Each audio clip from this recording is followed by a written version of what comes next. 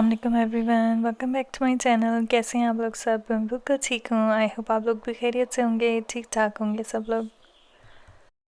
आज मैं शेयर कर रही हूँ कि किस तरह से मैं दीन को और घर को मैनेज करती हूँ। किस तरह से दीन के साथ चलते हुए मैं अपना घर स्केड्यूल करती हूँ, चीज़ें जो है वो मैनेज करती हूँ। उससे आपको थोड़ा सा ये आइडिया हो जाएगा कि दीन कितना आसान है, और साथ साथ अगर आप उसको अपनी लाइफ में इम्प्लीमेंट कर लेंगे सही तरीके से तो आपकी लाइफ कितनी ईजी हो जाएगी। से जो इम्पॉर्टेंट चीज़ है ना वो है नीयत। अगर आप कोई भी काम स्टार्ट करने से पहले आपकी नीयत सही होगी ना, कि जैसे आपने आज सफाई करनी है तो आपने दुआ करनी है कि या अल्लाह मेरी नीयत है और मैंने आज ये काम करने हैं और आप मेरी मदद करें, तो इंशाल्लाह आप देखेंगे इतनी झटपट आपके काम होंगे और इतनी बरकत आएगी ना काम में। अगर आप जो है वो सिर्फ शुरू में जैसे आप सुबह उठे, आपने ये नियत की कि आज मुझे ये काम करने हैं और अल्लाह से जो है रुजू किया ना, इंशाल्लाह आपके काम बहुत बेहतर होंगे। हर काम को आप इबादत की तरह समझें। और जैसे आपने सफाई करनी है तो आप ये सोचें कि घर साफ़ करना तो वैसे ही हमारे दीन में बहुत ज़रूरी है। सफाई तो वैसे ही नफ्स ईमान है। अपने बच्चों को पालना, अपने घर को देखना, ये जो है वो कोई मतलब चोर नहीं है, ये एक तरह की इबादत है। अगर आपको बाकी इबादत करने का टाइम नहीं मिलता तो ये एक इबादत है। आप इसको इस तरह से फोकस करेंगे ना तो इंशाल्लाह बहुत ईजी हो जाएंगे आपके घर के काम। और ये बात मैं कहूँगी कि अपने घर को डिक्लटर करें। मैंने जो है जब से घर शिफ्ट किया है ना, तो मैं जितना भी सामान था ऐसा जो टूट गया था या जो हम यूज़ नहीं करते थे या एक्स्ट्रा था ना, वो मैं सब या तो डोनेट करके आई हूँ या जो टूट गया था वो फेंक के आई हूँ। उसकी वजह ये है कि जब आपके पास बहुत एक्स्ट्रा चीज़ें होती हैं और घर बहुत ज़्यादा हैवीली डेकोरेटेड होता है, बहुत सामान होता है ना, तो उसको रोज़ाना साफ़ करना, उसकी डस्टिंग करना, सफाई करना बहुत मुश्किल हो जाता है। तो आप कोशिश करें कि घर में कम से कम चीज़ें, जितनी आपको ज़रूरत है उतनी चीज़ें हों और सही जगह पे रखी हों। हर चीज़ की अपनी एक जगह बना लें। और चाहे घर नया हो, पुराना हो, बड़ा हो या छोटा हो, उससे फ़र्क नहीं पड़ता। जितनी आपकी ज़रूरत है उतनी चीज़ें बाय करें। अच्छा, फूड जो है ना हमारे घर का एज़ अ होम मेकर बहुत इम्पॉर्टेंट पार्ट है। यानी हमें क्या चीज़ बाय करनी है, क्या चीज़ लेके आनी है घर में, उसको प्रेप कैसे करना है, ये चीज़ बहुत इम्पॉर्टेंट है। इसमें बहुत सारी चीज़ें हैं जो मैं आहिस्ता आहिस्ता शेयर करूँगी। जैसे आपने जो है लिस्ट बनानी है कि आपको इतनी ही ग्रॉसरी करनी है जितनी ज़रूरत है, उसको मील प्लान करना है कि इतने इतने जिन दिन का मुझे जैसे खाना बनाना है। या अगर आप फ्रेश बनाते हैं जो जस्ट आप चार्ट बना सकते हैं, स्केजूल बना सकते हैं। इससे होगा ये कि आपका वक्त जो है बहुत ज़्यादा सेव होगा। वो टाइम जो सेव होगा आप उसको कुरान में, इबादत में, ज़िक्र में जो है वो यूज़ कर सकते हैं और दूसरे जो है हॉबीज़ में, काम में यूज़ कर सकते हैं। कोशिश करें कि इसको बिल्कुल ज़ाया ना करें। ज़्यादा से ज़्यादा चीज़ें ऐसी बनाएं जो ख़त्म हो जाएं, या उनको किसी तरह फ्रीज़ कर लें, प्रेप कर लें। या जैसे मैं करती हूँ कि ब्रेड के जैसे कॉर्नर्स बच्चे नहीं खाते, तो फ्रेश ब्रेड तो चल जाती है 2-3 दिन, लेकिन कॉर्नर्स में करती हूँ, फ्रीज़ करती जाती हूँ और फिर जैसे महीने के एंड में उसको ब्रेड क्रम्स बना लेती हूँ। हर काम शुरू करने से पहले मैंने सोचा है अल्लाह का मैं जितना जैसे नाम रिपीट करती हूँ, मुझे कोई मुश्किल काम लगने लगता है, मैं फ़ौरन से जो है ना रिपीट करने लगती हूँ नाम। अच्छा, मुझे काफ़ी लोग पूछते हैं आप हेडफोन्स क्यों पहनती हैं? तो मेरे पास इतना टाइम नहीं होता कि मैं बैठूँ और मैं कुरान की तिलावत सुनूँ या लेक्चर सुनूँ। तो मैं ये करती हूँ कि साथ साथ काम करती रहती हूँ, लेक्चर्स या कोई नशीद वगैरह लगा के सुन लेती हूँ। म्यूज़िक मैं नहीं सुनती, म्यूज़िक मैंने छोड़ दिया है, मैं नहीं सुनती। लेकिन मैं बाकी चीज़ें, जैसे मुझे कुछ लेक्चर सुनना है, मैं कुछ सुन रही हूँ, तो मेरे पास यही टाइम होता है कि मैं साथ साथ काम करती रहती हूँ और ये मेरी इबादत भी होती है। और चीज़ों को ना मैं ये कहूँगी कि इस तरह से जैसे डेज़ आप डिवाइड कर लें कि मंडे को मैंने ये करना है, ट्यूसडे को। अब जैसे मंडे को मैं ये करती हूँ कि ऐसी मील प्रेप करती हूँ सब्जियों वाली या बगैर गोश्त की, मुझे जो चीज़ें बनानी हो, जैसे दाल हो गई, सब्जियाँ हो गई। और वेंसडे को जैसे मैं सारी बल्क में बेकिंग कर लेती हूँ। जैसे आज है वेंसडे था तो मैंने सोचा कि सारी बल्क में बेकिंग कर लेती हूँ। मुझे जो है वो ब्रेड बनानी थी, तैयारी वैसे सारी जो है ना मुझे बच्चों के लिए ही करनी थी। आज मुझे ब्राउनी बनानी थी, मफ़िन बनानी थी, ब्रेड बनाना था। तो काफ़ी सारी आज है ना बेकिंग डे था। तो मैं, मेरे से ये होता है कि जब मैं बेकिंग कर रही होती हूँ ना, तो अगर एक साथ 2-3 चीज़ें करती रहूँ, क्योंकि माशाल्लाह माशाल्लाह अल्हम्दुलिल्लाह मेरे पास जो है माशाल्लाह से 2 ओवन हैं, तो मुझे ये होता है कि एक थोड़ी-सी चीज़ें इधर रख देती हूँ, थोड़ी-सी चीज़ें दूसरे ओवन में, और दोनों इलेक्ट्रिक हैं। तो मुझे थोड़ा-सा फ़ायदा भी हो रहा है, थोड़ा-सा नुकसान भी हो रहा है। उसकी वजह ये है कि ना इलेक्ट्रिक ओवन जो है वो मैंने पहले कभी यूज़ नहीं किया, मतलब एयर फ्रायर यूज़ किया है और गैस ओवन ना। इलेक्ट्रिक का मसला ये थोड़ा सा टेम्परेचर डिफरेंट होता है और बहुत जल्दी गर्म हो जाता है और बहुत जल्दी कुक होता है, तो मुझे थोड़ा सा जिस तरह से आदत थी गैस ओवन की उससे थोड़ा सा डिफरेंट है, तो मुझे जो है ना वो उसको लो करके सेटिंग कर करके जो है वो यूज़ करना पड़ा है। तो अब जाके ना थोड़ा थोड़ा मुझे आइडिया हो गया कि किस चीज़ को ना कितने पे रखना है। अच्छा, ब्राउनी की रेसिपी और सारी जितनी भी रेसिपीज़ हैं मैं सब डिस्क्रिप्शन बॉक्स में ऐड कर दूँगी। बहुत ही ईज़ी रेसिपी है, इसमें बस मैंने एग्स डाले हैं, शुगर, ऑयल। अच्छा, अगर आपको बिल्कुल जो है ना क्रिस्पी फ्लेकी सी बनानी है तो ये वाली रेसिपी आप फ़ॉलो कीजिएगा, इंशाल्लाह बहुत मज़े की बनेगी। अंदर से gooey सी होगी और ऊपर से फ्लेकी सी होगी। अगर आप ऊपर सी सॉल्ट वगैरह डाल दें ना तो बहुत अच्छा फ्लेवर आएगा। कल आप जो है ना आहिस्ता-आहिस्ता मैं दोबारा से रेसिपीज़ भी शुरू कर रही हूँ, सब कुछ जो है डिटेल में मैं लिख दूँगी, क्योंकि हो ये रहा था कि जो है इंस्टाग्राम पे थोड़ा मुश्किल होता है एक साथ जो है ज़्यादा रेसिपीज़ लिखना, उसमें जो है कैप्शन भी छोटा होता है, फिर कमेंट्स में लिखते रहो, तो इसमें ज़्यादा ईज़ी होता है यूट्यूब में आप जितनी मर्ज़ी रेसिपीज़ लिख दो, तो आसानी होगी फिर मुझे।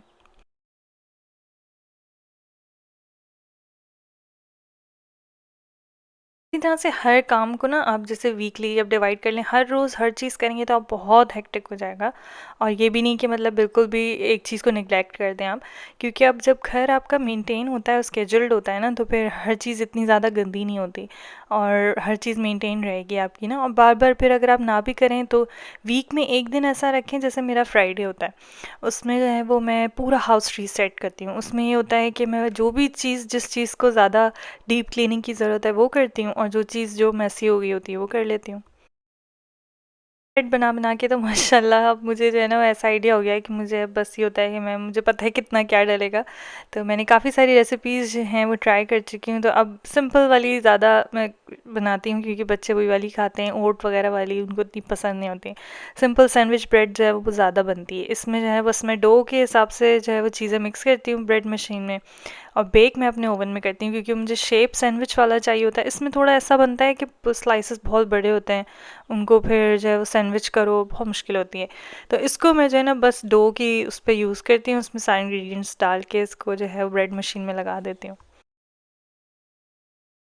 हाथ से भी बना लेती हूँ ब्रेड, वो मैं शेयर करूँगी इंशाल्लाह। अभी जो है वो मैंने कहा चलो उसमें डो बना रही थी आपके साथ वो शेयर कर लूँ। मैं इंशाल्लाह जो है वो आपको हाथ से करके दिखाऊंगी कि उसको किस तरह से आप जो है वो हाथ से सिंपल डो बना के और उसको ब्रेड बना सकते हैं। बहुत ईजी है क्योंकि इतने सिंपल इंग्रेडिएंट्स हैं, आप घर में ब्रेड बना सकते हैं। जो ज़्यादा जो मेन थिंग है ना वो ये है कि नीडिंग आप किस तरह करते हैं। तो हमारे घर में हिट है, बस ये होता है कि अब मैं वीकली नहीं बनाती, जैसे हर दूसरे वीक बना लेती हूँ। कभी जैसे ब्राउनी हो गई और मफ़िन हो गए, तो इस दफ़ा मैं काफ़ी जो है बनाना सब रखे हुए थे, तो मैंने कहा चलो अभी शिफ्टिंग की थी ना तो काफ़ी चीज़ें ऐसी थी कि मैंने कहा साथ साथ हो रही हैं तो बनाते जाओ, क्योंकि एक साथ सारे केले जमा हो गए थे, काम बहुत था। मैंने कहा मैं कुछ भी चाहती हूँ वेस्ट ना हो, तो मैंने कहा जितने केले रखे हैं सबके मफ़िन्स बना लेती हूँ।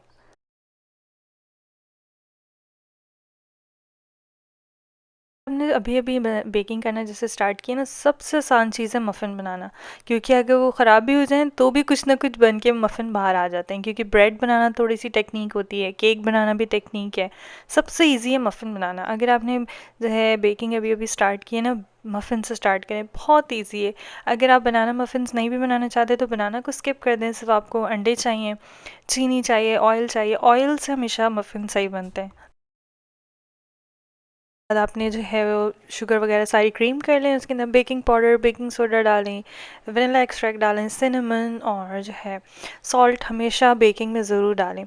और जो भी आप फ्लेवर चाहें उसका फ्लेवर कर सकते हैं, ऑरेंज फ्लेवर डालना चाहें लेमन बना सकते हैं, कोई भी फ्लेवर आप इसके अंदर चेंज करके ना बिल्कुल उसका टेस्ट जो है ना चेंज कर सकते हैं।